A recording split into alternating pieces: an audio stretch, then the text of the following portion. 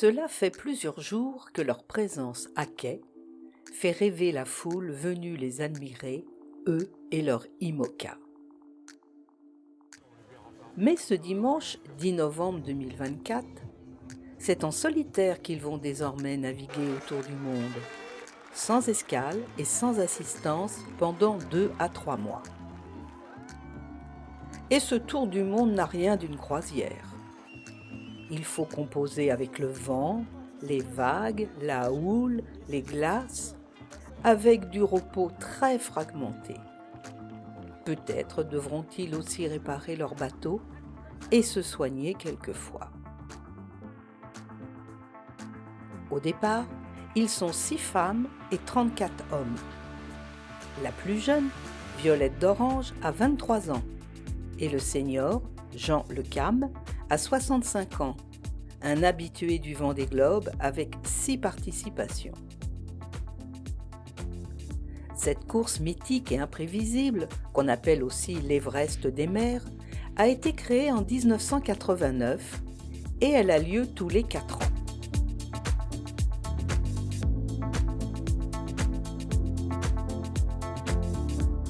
Le départ et l'arrivée ont lieu au Sables d'Olonne et le département de Vendée en est l'un des principaux organisateurs.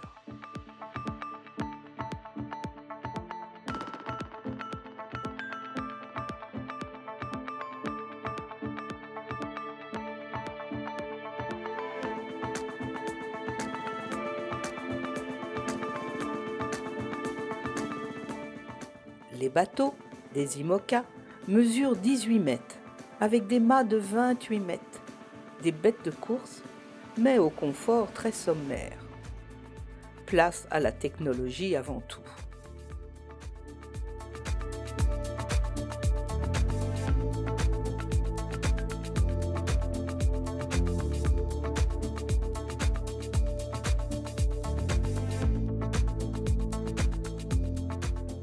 Pour se qualifier, une sélection a lieu, attestant des compétences du skipper et de la résistance de son bateau.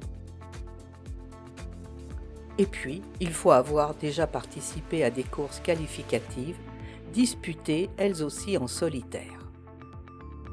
Cette course est tellement mythique, elle fait tellement rêver, qu'il en a été conçu un jeu, la Virtual Regatta, où bien au chaud dans son canapé, on peut s'imaginer skipper et on s'amuse entre amis à se doubler.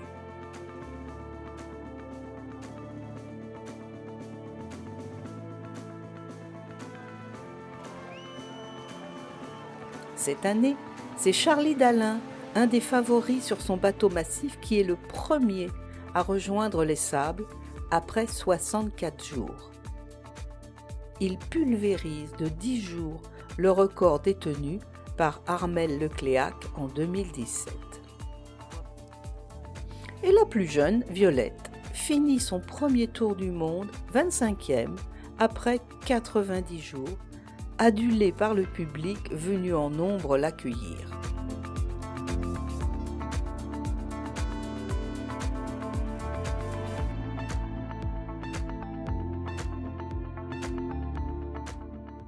Alors, en 2028, qui sera le ou la plus rapide ?